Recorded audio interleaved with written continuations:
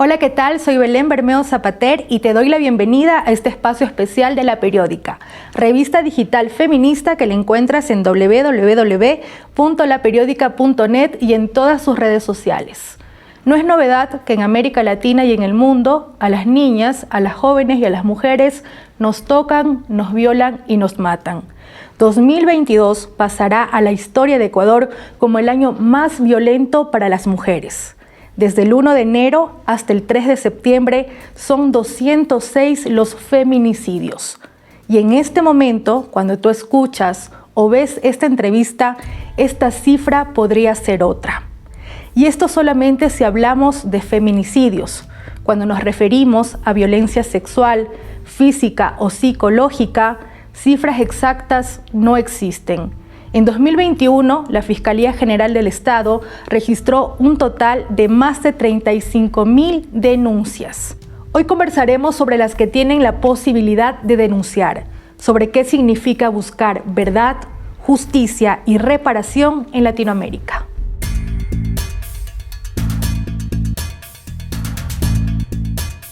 En este encuentro para conversar sobre lo que significa buscar verdad, justicia y reparación en contextos latinoamericanos nos acompañan hoy Telma Fardín y Stephanie Altamirano. Telma es actriz, escritora argentina, militante, activista también argentina y sobreviviente de violencia sexual. Stephanie es feminista, activista ecuatoriana y también sobreviviente de violencia sexual cometida durante la infancia. Ella además es vocera de una campaña llamada Seremos las Últimas. Esta campaña es impulsada por sobrevivientes de violencia sexual cometida por un profesor de gimnasia olímpica. Es una campaña que ha permitido que se investigue nuevos casos y también que se cuestione la falta de regulación de instituciones dedicadas a actividades extracurriculares. Telma se encuentra en nuestro país, en Ecuador, a propósito del lanzamiento del Observatorio de Paola Guzmán Albarracín, promovido por CEPAM Guayaquil, junto a varias organizaciones sociales defensoras de derechos humanos.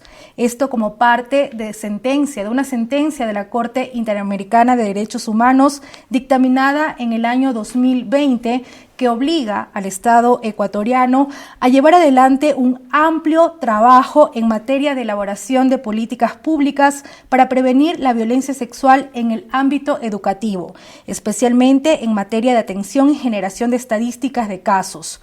Recordemos que Paola Albarracín fue una niña que sufrió acoso y violación en el sistema educativo ecuatoriano.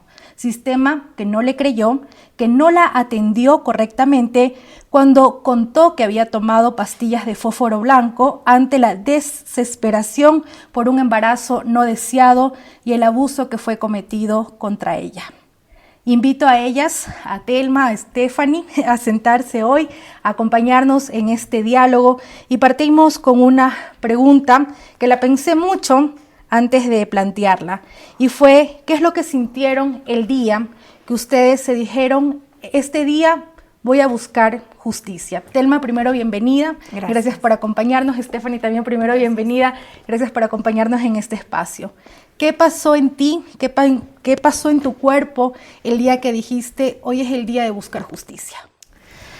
Creo que es muy difícil circunscribirlo a un solo día, ¿no? Es una construcción que se hace con el tiempo. Son muchos días los que sentís que tenés la fuerza y el coraje y otros en los que la sensación es que no vas a poder, que no te van a creer, que el sistema no te va a dar una respuesta.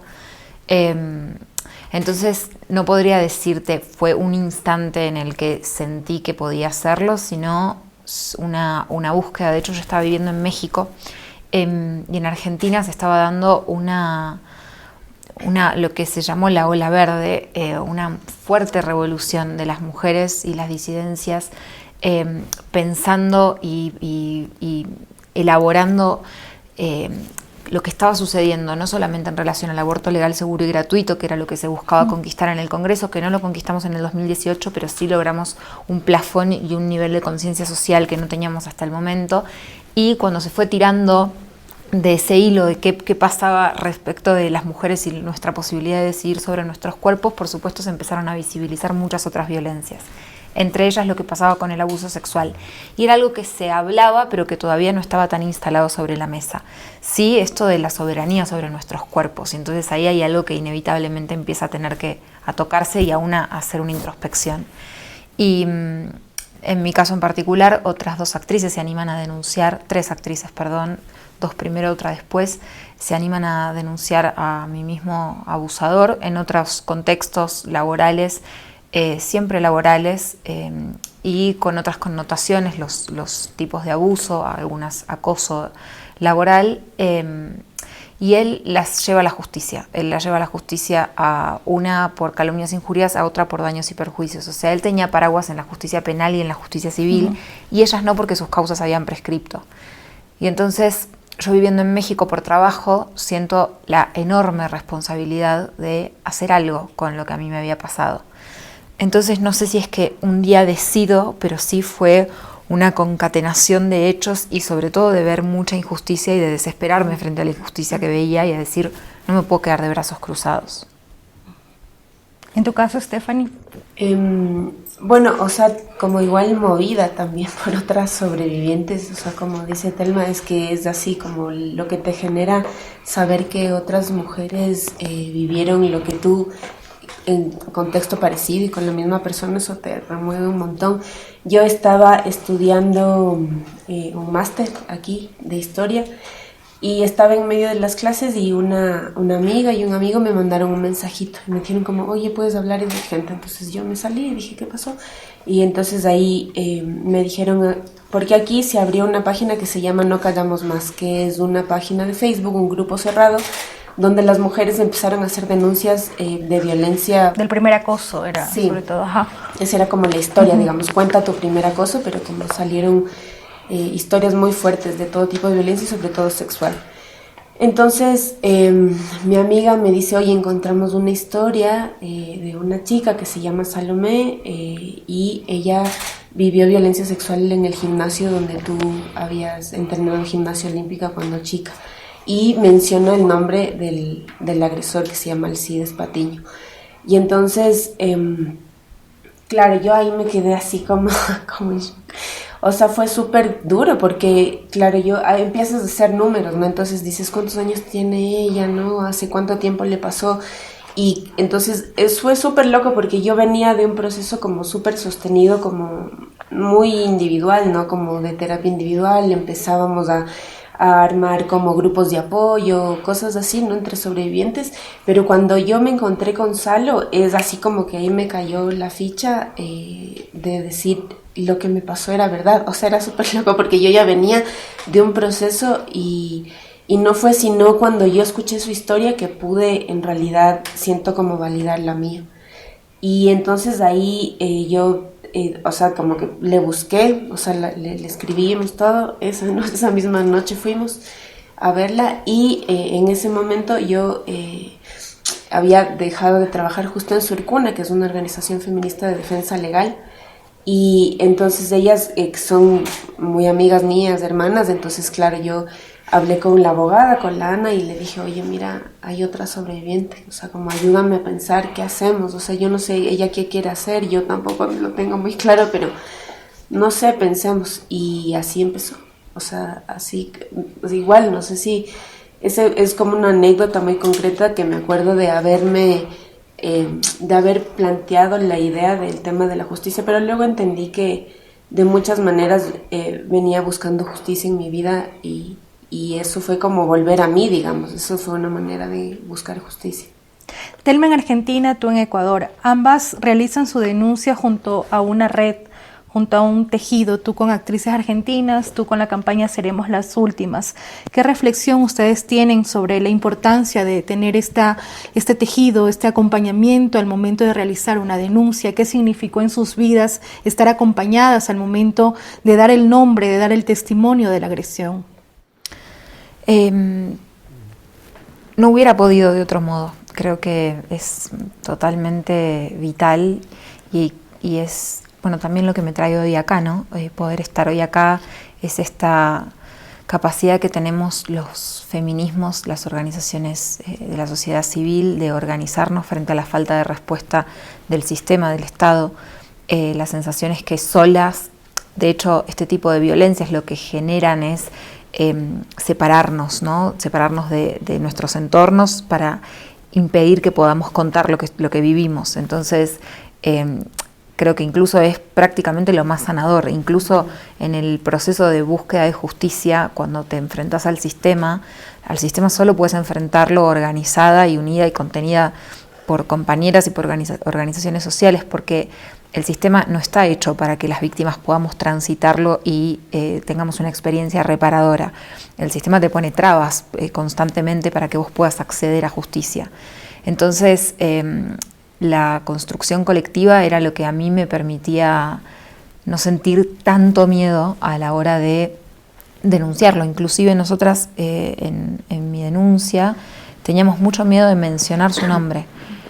Hasta la mañana del día que hacemos la conferencia de prensa, yo acababa de volver de radicar la denuncia en Nicaragua, no queríamos nombrarlo, nadie se animaba a nombrarlo. Horas antes de la conferencia yo digo, no podemos no nombrarlo, no tiene ningún sentido. Digo, la mujer que soy hoy y la construcción que hice también respecto de mi militancia y de mi conocimiento de la temática no tiene nada que ver con la chica que se sentó ahí a los 25 años, 26 años recién cumplidos, a dar su testimonio, ¿no? Digo, hoy tengo otra construcción. En ese momento era muy aterrador y sin embargo me di cuenta, digo, no podemos no decir su nombre. Y una de Griselda Siciliani, una actriz compañera y amiga, dice, yo lo digo, pero éramos más de 200 arriba del escenario y nadie quería pronunciar su nombre porque a todas nos daba miedo recibir una carta documento que era lo tenían sistematizado así, él en particular y todos los victimarios han hecho eso, de desgastarte con herramientas que también les da el Estado para desgastarte a vos víctima o a tu entorno. Como que la calumnia fuera, sí, claro. fuera por encima de... Claro, de hecho recuerdo la mañana siguiente de la denuncia pública levantarme y en la explosión de mensajes que tenía por lo que sucedió como fenómeno social con mi denuncia, lo único que yo buscaba era si tenía un aviso de una carta documento. Ya llegó la carta documento, como era el fantasma más grande, y qué locura, ¿no? Porque digo, yo venía de denunciar en la justicia un abuso sexual cuando era menor de edad, a los 16 años, de someterme a pericias de lo más revictimizantes, siempre me parece importante decirlo, es el único delito en el que nos peritan a nosotras, ¿no? La pericia es sobre la víctima, automáticamente denuncias abuso sexual y te dicen, te vamos a hacer una pericia psicológica. En mi caso en Nicaragua, a pesar de que denunciaba algo que había sucedido 9 años antes, y era muy clara respecto de eso, me hicieron una pericia física. Médico legal, sí. Y me dijeron que si no, eso podía ser usado en mi contra. Entonces, Si no accedías a esa pericia. Sí. Okay. Entonces, no se me ocurre otra manera más, porque después pones el cuerpo vos sola y tu cabeza y tu psique sos vos sola. Entonces, toda la otra red es vital para cada caso particular y también para que la justicia se sienta observada, el Estado se sienta observado y los victimarios se sientan observados, ¿no? Respecto de la posibilidad de seguir cometiendo este tipo de crímenes. Sí, o sea, yo ahí como sumaría que yo, o sea, como que me acerco al feminismo igual como muy jovencita, ¿no? Y entonces, claro, justo esto, ¿no? Como lo que dice Telma me suena un montón, como también las cosas que una va buscando y encontrando, pero como que a mí algo no, como que no me hacía clic, y era claro el tema de que no hablaba de eso con nadie, ¿no? Que viví violencia sexual. Y cuando empecé a hablarlo, entonces del feminismo realmente que toma una dimensión distinta en mi vida, ¿no? Como que empieza así a tener un sentido, pero absoluto. Y cuando montamos la campaña y respecto como a la pregunta de sentirse acompañada y cómo eso cambió, o sea, yo creo que eso, la violencia sexual es un tipo de violencia que te desestructura y que lo que hace es, digamos, te aísla de muchas maneras. Entonces, estar acompañada y buscar justicia es nuevamente lo que decía, como es volver a ti y la posibilidad de entender que hay otras personas, organizaciones, familia, amigas, el feminismo encarnado dispuesto a acompañarte, ¿no? Y luego con el acompañamiento uno va entendiendo que no solo tiene que ver con tu historia, sino que en realidad tu historia tiene que ver con la de otra y la de otra y la de otras, ¿no? Y entonces, claro, ahí te das cuenta también que tú acompañas a las otras.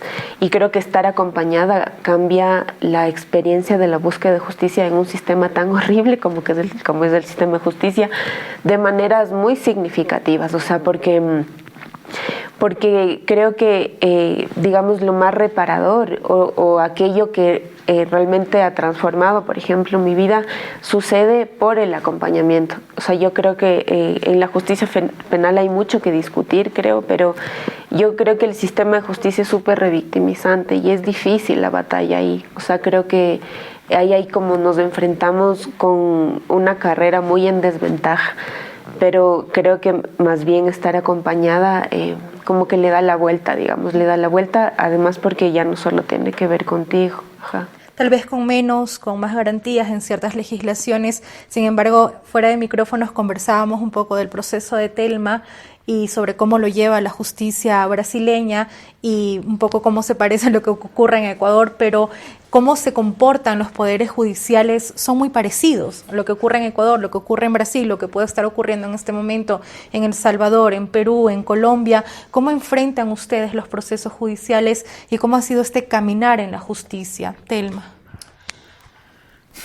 Mi caso en particular es muy complejo en el sentido de que el delito sucedió en Nicaragua en un marco laboral. Entonces yo sí o sí tenía que erradicar la denuncia en Nicaragua, viviendo en Argentina y con esto que se complejiza, que es que él es de nacionalidad brasilera. Más allá de que no tiene arraigo y no vivió nunca, solo aprovechó su nacionalidad brasilera para escaparse en el momento en el que lo denuncié, sabiendo que Brasil no extradita nacionales, o sea, escapándose de enfrentar a la justicia. Entonces se involucran 3 países. Eso lo complejizó mucho desde un primer momento, pero afortunadamente fue avanzando. Nicaragua libra un pedido de captura a través de Interpol con alerta roja y Brasil recibe ese pedido, explica que no extradita a sus nacionales y afortunadamente un fiscal decide empezar una causa de cero prácticamente, más allá de que sí se sirvió mucho de la prueba que se generó en el proceso de instrucción en Nicaragua. Esa prueba sí nutrió a la causa en Brasil, pero en Brasil se tomaron además nuevas declaraciones, se amplió la prueba, se le pidieron cosas a Argentina. Argentina colaboró a través de tratados internacionales, afortunadamente pudo colaborar para la producción de prueba, también para la producción de prueba en Nicaragua. Y hoy por hoy, pero siempre de 4 años, ¿no? Siempre atrás.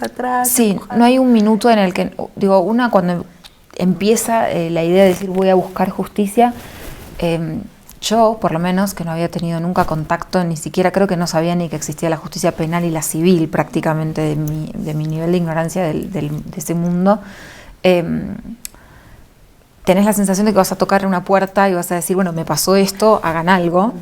Y bueno, no tiene absolutamente nada que ver con eso.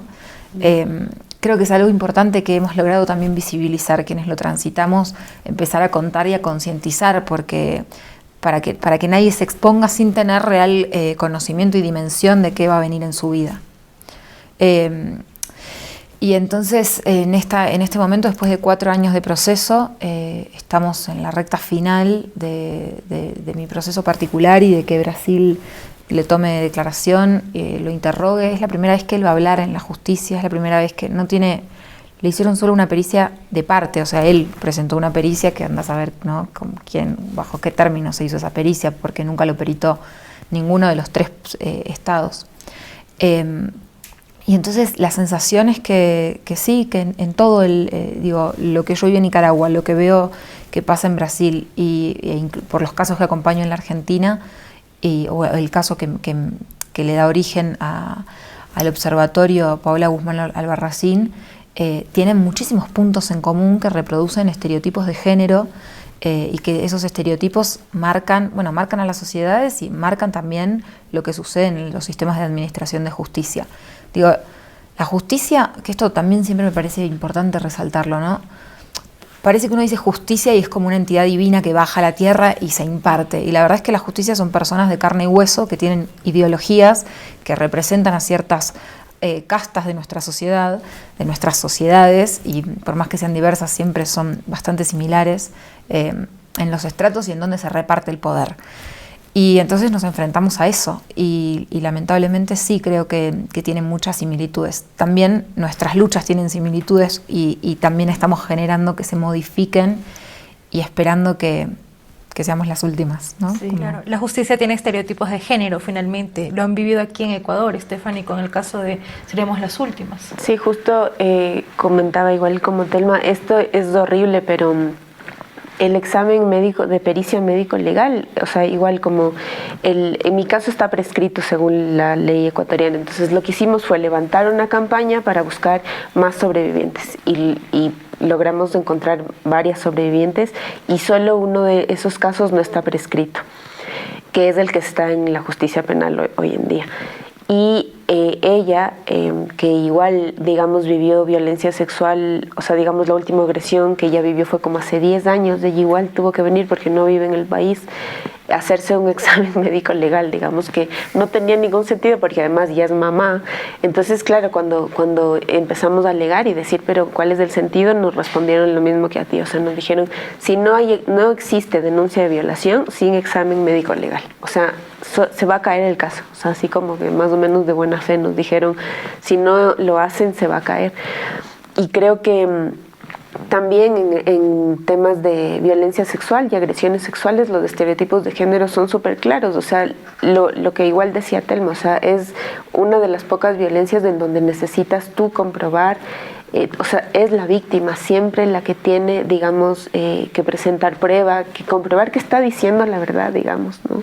No es, digamos, el sistema penal está pensado así, ¿no es cierto? Como, y que sobre todo en delitos hacia las mujeres y delitos de género como el feminicidio y la violencia sexual, es muy claro, digamos, quienes tienen que comprobar que han vivido esa violencia. Y en el país hace poco, desde el 2018, la violencia sexual ya no prescribe, pero antes sí, digamos, y la ley pues no fue retroactiva. Entonces, muchas mujeres quedamos fuera y vamos a quedar fuera. Y justamente eso es no entender cómo opera la violencia sexual en la vida y cómo romper el silencio es un proceso en una sociedad que no te cree y que todo el tiempo te culpa y que te hace preguntas erróneas, como ¿por qué no hablaste antes?, por ejemplo. Esa es una pregunta errónea, es una pregunta culpabilizadora. Entonces, y en una sociedad que no te acoge, digamos, que no le basta tu palabra, tus gestos, digamos, o una historia de vida, digamos, los niños y las niñas, ¿cómo se comunican? Se comunican de otras maneras, la palabra a veces no es lo que les lleva a decir que vivieron violencia sexual y somos una sociedad que no estamos acostumbradas a acoger eso, y menos si son violencias sexuales incestuosas, por ejemplo. No estamos dispuestas a escuchar que es nuestro padre, nuestro hermano, nuestro abuelo, nuestros tíos quienes son los perpetradores de la violencia sexual en nuestros hogares, nuestros profesores, ¿no es cierto? Entonces, y la justicia está llena de eso, porque lo que decía Telma, son personas, en general hombres, de carne y hueso, que creen, que tienen una idea, digamos, de quiénes son las mujeres que viven violencia sexual. Y por eso preguntas de cómo estabas vestida, qué hacías en la noche, por ejemplo, ¿no? Y cosas así. Y entonces también se empieza a crear la figura de la buena víctima, ¿no?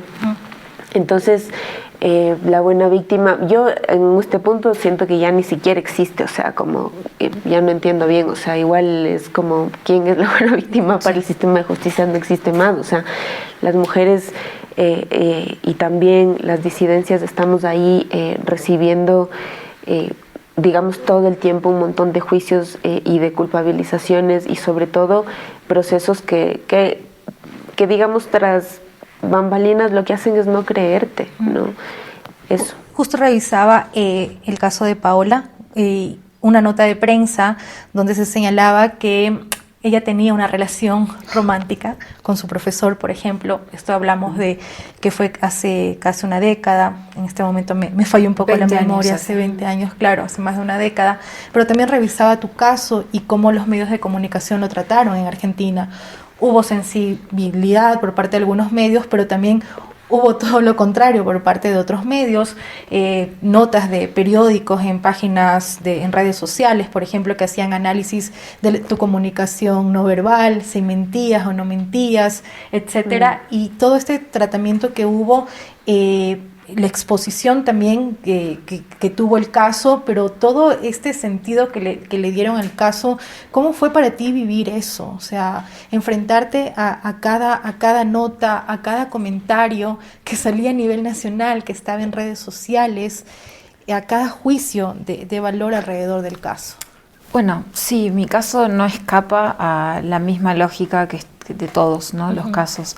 Escuchaba con esto que decía Steph de pensar, ¿por qué no hablaste antes? Y probablemente porque me estás haciendo esta pregunta. Claro. Y quizás me lo hubieses hecho también en el momento, y entonces nunca hubiera alcanzado, ¿no? Se supone que soy yo la que tiene que estar a la altura de algo. Y siempre recae sobre la víctima, ¿no? Claro, pero ¿por qué me hicieron esto? ¿Por qué esta persona me hizo esto? Esa es la única pregunta correcta.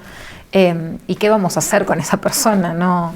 Y toda la sociedad, ¿no? ¿De qué manera se va a involucrar para erradicar la violencia? Después pasó algo muy fuerte con mi caso, que es que yo me preparé para lo peor, pura y exclusivamente, y el nivel de recibimiento que tuvo, de recepción de gente diciendo a mí me pasó lo mismo, y si no es lo mismo, con otro matiz, pero digo, sufrí un tipo de violencia, fue un nivel de identificación tan grande, mujeres de 80 años diciendo a mí esto me pasó cuando era chica y nunca se lo dije a nadie porque esta sociedad no estaba preparada para que yo se lo cuente, que fue como mi refugio. Yo me refugié muy fuerte en eso. Yo salgo a la calle y en la calle solo me encuentro con testimonios de personas que en el subte, en el colectivo, en cualquier espacio me miran y me agradecen. Y entonces me amparé mucho en eso, que muchas otras mujeres no tienen eso. Digo, por ahí les toca denunciar al cura de su pueblo, al policía de su pueblo, en lugares más pequeños, donde lo que pasó conmigo fue lo mismo que le pasa a cualquier persona en un circuito más pequeño, solo que quedó amplificado y se veía todo el tiempo de manera a nivel nacional, como vos decías. Y también creo que sirvió para poner sobre la mesa cómo tratan a todas las víctimas. Si me tratan a mí así, con todos los privilegios que tengo, ¿no? Digo, siendo actriz, ocupando un lugar, teniendo un micrófono, siendo blanca, hegemónica, heterosexual, clase media, o sea, más privilegios imposible, y sin embargo a mí me estigmatizaron del modo que me estigmatizaron. Imagínate en otros contextos mucho más vulnerables. Entonces, como que siempre me amparé en eso. Obvio que hay días que leo 3 comentarios y me pongo a llorar porque no puedo creer que haya gente que piense así y que le esté diciendo eso quizás o que incluso está viéndome a mí en la televisión y está diciendo eso en voz alta, y a lo mejor tiene alguien al lado que sufrió violencia y que no se va a animar a contárselo porque está diciendo, si no le cree a esta chica, ¿por qué me va a creer a mí? Y entonces sí, porque ahí es muy angustiante pensar como que hostil, ¿no? El mundo en el que vivimos. Pero bueno, ahí tenemos las redes de contención y saber que no estamos solas y que somos muchas tratando de, muchas y muchos, muchas tratando de cambiar estos paradigmas y esto que está tan enquistado y metido en la sociedad, que todavía le tenemos que decir, bueno, pero podría ser tu hermana, podría ser tu hija, podría ser tu... Yo, con que sea un ser humano debería alcanzarte, o sea, hay otro ser humano al que le podría pasar, pero bueno, pasa algo ahí como con la cuestión sanguínea que por ahí algunas personas empatizan más, pues dicen, sí, claro, le puede pasar a un pariente mío. Sí. La reparación puede pasar también por creer. Es necesario que la reparación también pase por el tema de la verdad. O sea, es que yo creo que cuando te creen, eso como yo creo que cuando te creen, o sea, cambia la experiencia. Yo trabajé muchos años en Surcuna y luego como acompañando mucho también desde Seremos, y nosotras vemos un montón cuando, por ejemplo, son niñas o adolescentes o niños o niñas y vivieron violencia sexual y sus familias les creen. Eso en realidad que transforma un montón. Y, por ejemplo, yo en mi caso no tuve la posibilidad de saber si me iban o no me iban a creer porque yo hablé luego de 20 años. Pero el silencio tiene que ver con eso, o sea, con que todo el tiempo hay mensajes, digamos, nadie te habla de violencia sexual. O sea, yo digo, por ejemplo, no sé si eso como piensa en tus sobrinas, no sé si tienes hijas o no, y a ver si es que les has dicho como existe esto que se llama violencia sexual, ¿no? O sea, usamos de eufemismos todo el tiempo, ¿no? Y eso hace que el silencio sea una manera de vivir, ¿no? Y creo que por ejemplo, lo que logramos hacer en Seremos las Últimas, como conectando con lo otro, es que nos demoramos un año armando todo antes de lanzar. Así fue como súper milimétrico y nos preparamos para lo peor igual. Y fue así como fue un boom, porque llegaron muchos casos digamos, de otros. Encontramos también a sobrevivientes del gimnasio, pero tomamos una decisión que no fue fácil, que fue poner, digamos, un rostro y una persona en primera persona a hablar de la violencia sexual, y eso no había pasado acá porque es súper estigmatizante, o sea, digamos, salir de ese lugar. Después yo tengo otras militancias y ya nadie se acuerda que más militaba, ahora soy sobreviviente, no mentira, pero digo, o sea, es difícil sacarse eso, y entonces tuvimos muchas conversaciones para decidirlo. Pero poner un rostro sí le dio otra cosa, y cuando varias sobrevivientes se acercan a la campaña y nos preguntan cómo lo hicieron, esa pregunta hay que hacer. Los familiares sobre todo hablaron bastante al inicio, es algo que yo recuerdo y se me quedó de la campaña Seremos las Últimas, es que en las primeras etapas fueron familiares los que expusieron el caso. O sea, más bien fue como primero salí yo como la vocera, y después las familias empezaron a sentirse un poco más seguras, claro, porque la pregunta era como, pero por ejemplo mi papá es uno de los voceros y la mamá de Salo, entonces les decían, pero ¿cómo no te diste cuenta? ¿Dónde estabas tú? ¿Qué hacías? ¿No? Entonces como empezar a culpabilizar, y fue un proceso bien, bien intenso, porque la culpa de hecho es algo que sucede, o sea, nuestros padres, yo misma sentía que de lo que me pasó tuve la culpa, y entonces trabajar eso tomó su tiempo. Hablemos sobre reparación. Siempre en cada marcha, en cada acción que activa el feminismo, se lucha y se exige mucho la reparación. Ya en un tema muy personal, ¿qué es la reparación para Telma? ¿Qué es la reparación para Stephanie? De un modo muy personal, sí, por supuesto, a esta altura, después de todo el recorrido hecho en el ámbito judicial, sí me parece importante sentar un precedente y ver de qué modo la justicia dialoga no solo con mi caso, sino con lo que representa mi caso. Puede ser un golpe muy duro, y soy consciente de eso para todos los movimientos feministas en la Argentina y las personas que se atrevieron a hablar y a romper el silencio, que la justicia no me dé el lugar, ¿no?, de decir él es culpable y valoramos tu palabra y ponemos en valor tu testimonio.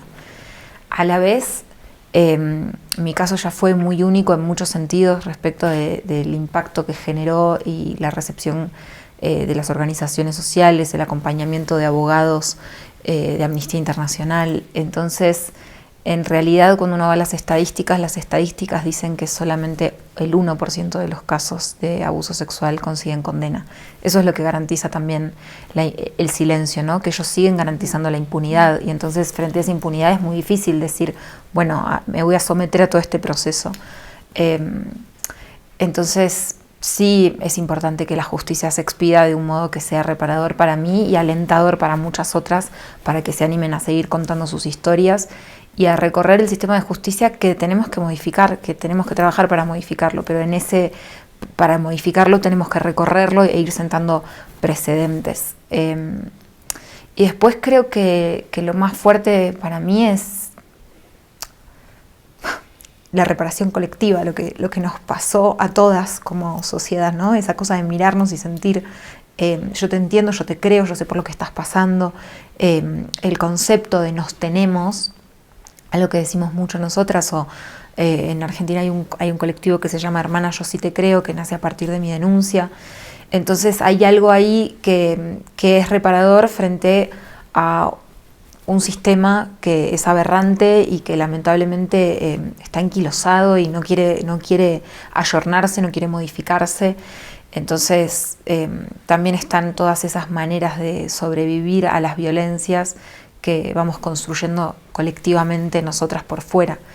Eso también es reparador, pero pero me parece importante no quitarle responsabilidad al Estado, a todos los estados involucrados en mi caso y a todos los estados en general, respecto de que son ellos los encargados de garantizar a través de medidas concretas con los casos que hoy por hoy transitan el espacio judicial, también garantizar que esto no le pase a más niños y niñas. Digo, es algo que se plantea, que ha dicho Petita, la mamá de Paula Guzmán Albarracín, muchas veces, y es algo que este observatorio viene a garantizar, ¿no? A ver que el Estado ecuatoriano cumpla, y esto sirve no solamente para Ecuador, sino para la región, para que toda la región pueda citar este caso y decir, la Corte Interamericana de Derechos Humanos se expidió de este modo.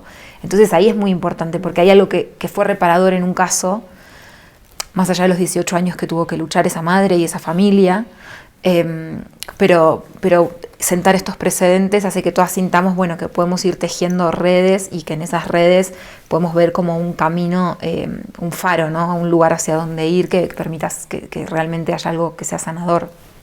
Bueno, el cambio de la justicia nos está costando hasta la vida finalmente. La reparación para ti, Stephanie, ¿qué es? O sea, yo lo que he aprendido en este camino es que es importante preguntarles a los sobrevivientes qué les repara. Ahora, es difícil vernos más allá del sistema penal, o sea, es como en el esquema de lo que entendemos como justicia parecería que, digamos, es la cárcel el único horizonte. Ahora, yo lo que creo frente a eso es que por eso la pregunta de qué te repara, de en qué medida podría repararte tal o cual acción, es fundamental, y la justicia no te pregunta qué es lo que necesitas. Entonces, eso uno, o sea, que yo creo que lo que te repares es una pregunta que hay que hacerse. Luego yo creo que los fallos a favor de las sobrevivientes en la justicia son precedentes de no impunidad. O sea, porque, digamos, todo el proceso es revictimizante, las garantías penales están hechas y pensadas hacia los agresores y demás. Y si es que hay fallos favorables, que como decía Telma son súper poquitos, del 1%, yo creo que sí te transforma en algo. O sea, yo le pregunté, por ejemplo, a la única sobreviviente que estamos judicializando su caso ahora, en Seremos las Últimas, en un momento así de crisis total, yo le decía, bueno, si quieres paramos todo, ya está, se acabó, como, ¿qué hacemos? Y ella me dijo, yo necesito que él esté en la cárcel porque necesito volver a mi país para no sentir miedo. Y creo que es eso, o sea, poder vivir sin miedo, es reparador. Entonces yo, por ejemplo, eso como yo, Salomé y las otras sobrevivientes que en nuestros casos están prescritos, creo que tuvimos que forzarnos a pensar más allá de la justicia penal, y eso nos abrió un montón de puertas y un montón de posibilidades. Y ahí, entre esa búsqueda de cosas, logramos cerrar el gimnasio, por ejemplo, un gimnasio que estuvo abierto más de 30 años, y logramos hacer como un montón de cosas, o sea, nuestras familias ahí hablando, armando grupos de apoyo de familiares, nosotras armando grupos de apoyo, todas estas otras cosas, ¿no? Lo que siempre hacemos las mujeres, yo siento como, y lo que también las sobrevivientes, como buscarnos la vida y buscarnos la justicia más allá de lo que nos dicen que es posible. Pero sí estoy de acuerdo también con Telma en que creo que también hay responsabilidades bien concretas. Los agresores tienen que decir algo, o sea, tienen, y ese decir algo creo que es pedir perdón. Y creo que estamos en este mundo en donde el sistema de justicia es lo que es, y creo que también es importante que puedan darle cara a eso. Y creo que el Estado y en general el sistema judicial necesita poder dar un mensaje a las mujeres, a las niñas, a los niños, a las disidencias, de que la violencia sexual no es algo que solo se puede hacer y que la impunidad es una manera de vivir. Y ese mensaje sí es responsabilidad del Estado. Entonces creo que la reparación también tiene que ver con que las instituciones se hagan cargo, ¿no? Muy bien, queríamos enfocar este programa en esta búsqueda de justicia, en esta búsqueda de reparación y también en la importancia del acompañamiento a las sobrevivientes, sobre todo de violencia sexual. Así que queremos concluir sobre qué es lo que ustedes han aprendido para el acompañamiento, cuáles son esas 5 cosas o menos que nos puedan decir sobre la importancia del acompañamiento. Tal vez las personas que acompañamos, incluso desde el periodismo, podemos cometer ciertos errores sin intención, tal vez, al momento de realizar el acompañamiento. ¿Cómo es el acompañamiento? ¿Cuál es el acompañamiento que a Steffi, el acompañamiento que a Telma les ha servido, por poner un nombre, durante todo este proceso? Ahí, bueno, un poco lo que decía Steffi, ¿no? Que nos tocan como 2 lugares, porque una termina primero siendo acompañada y después acompañando. O no hay primero y después, es como es en simultáneo, mentira, porque yo ahora acompaño a mucha gente y no podría sin esas personas que me acompañan a mí. Creo que primero, como la sociedad toda, ¿no? La responsabilidad la tenemos que repartir entre todos y todas, y aprender, estudiar, conocer, informarnos para poder estar muy atentos a la sintomatología. Por eso la importancia de la educación sexual integral, que también es algo que el fallo de la Corte Interamericana de Derechos Humanos respecto del caso Paola Guzmán Albarracín promueve, y eso es fundamental, porque ahí aparecen muchas herramientas que le pueden ser dadas a los niños y a las niñas para detectar, para poder expresar de algún modo lo que les está sucediendo, por supuesto sin poner responsabilidad en que sean ellos o ellas las que puedan articularlo, ¿no? Somos los adultos los que tenemos que garantizar ambientes seguros, pero bueno, esa es una herramienta que es importante. Y después lo primero que tiene que aparecer es el yo te creo, ¿no? Porque no hay posibilidad de que nadie abra ni diga nada más después de una primera persona. Es muy difícil que alguien que a la primera persona que se lo cuenta no le cree, se anime a contárselo a una segunda persona. Entonces esa primera persona que tiene contacto con la víctima y con su testimonio tiene además una gran responsabilidad, que es que quizás esa víctima por muchos años no lo pueda volver a contar y no quiera, y nadie puede forzarla a que lo vuelva a hacer, pero digo, sí, teniendo ese conocimiento, estar ahí, acompañarla, decirle qué herramientas hay, averiguar qué herramientas hay según el territorio en el que se encuentren, ¿no? Bueno, qué es lo que se podría hacer, de qué manera se puede avanzar, como no cargar la responsabilidad sobre la víctima, que ya bastante está ahí, teniendo que poner el cuerpo y ver de qué modo sobrevivir y sobreponerse, si tiene la suerte de poder hacer un proceso de resiliencia, porque muchas veces está tan bombardeada por otras violencias, ¿no? También del Estado, de necesidades básicas insatisfechas que quizás no puede identificar y poner en palabras. Y tenemos mucha paciencia en nosotras mismas y entre nosotras, porque no es que un día ya está, no es que un día se pasas, por ahí tenés grandes días y estás muy fuerte. Sí puedo decir que antes nos quisieron vender que un poco se moría una parte tuya, ¿no? Cuando eras víctima de abuso sexual. Y creo que lo que hemos logrado en este último tiempo demostrar es que la vida continúa, que volvemos a ser sujetas de deseo y no solo objetos de deseo de otros, y que hay un horizonte en el que eso se sana. Convivís con eso, es una herida que va a estar ahí siempre, pero después te da fortaleza, y que vos hayas sobrevivido le da fortaleza a otras, y ver eso, ver que también sos faro para otras, es muy fuerte. Creo que como el denominador común, además de creerle a la persona y ser responsables con el testimonio, es lo colectivo, ¿no? Armar redes, tener redes y por supuesto no cargar una sola con eso, sino diversificarlo entre la familia, entre las amistades, entre los espacios donde esa persona se mueva, para que haya una red de contención preparada para sostener. Gracias, Telma. Steffi, ¿cómo debe ser ese acompañamiento?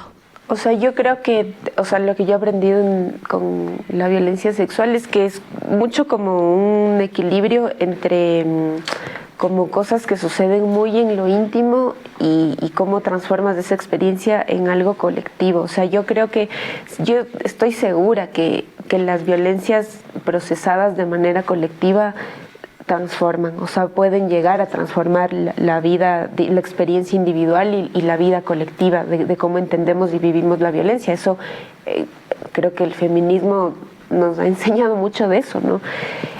Sin embargo, creo que hay muchas cosas, o sea, creo que hay que entender que es un proceso también y que los tiempos que tiene cada sobreviviente son los que tiene cada sobreviviente. Y cuando se acompaña, eso hay que entenderlo, o sea, hay que estar como eso, como decía Telma, muy paciente, estando ahí a veces.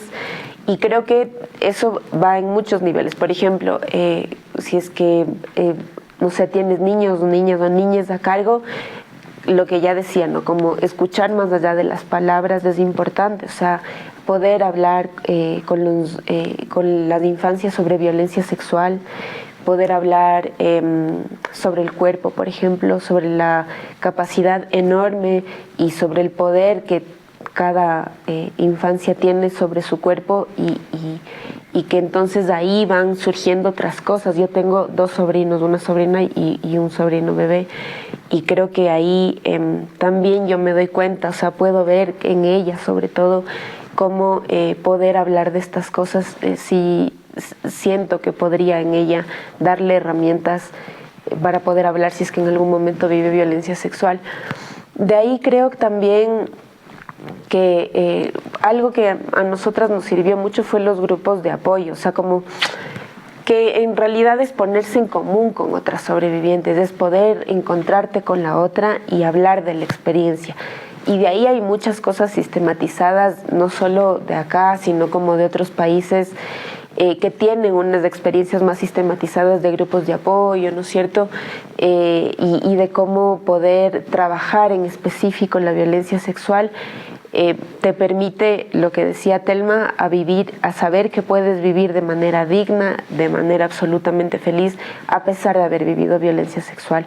Entonces creo que eso por ahí, de ahí creo que también, o sea, como las familias, la comunidad en realidad es como la palabra que más me gusta, poder involucrarse, o sea, que cuando las guatemaltecas dicen una cosa, cuando una vive violencia sexual, toda la comunidad vive violencia sexual, y eso es así, o sea, la violencia sexual es algo que nos pasa a la sociedad, no le pasa a una persona, y hacerse cargo es aprender a acompañar, es aprender a escuchar, es aprender a creer, y es aprender a poner la responsabilidad donde tiene que ir, que es en los agresores sexuales y también en la sociedad, una sociedad que también perpetúa, digamos, la cultura de la violación.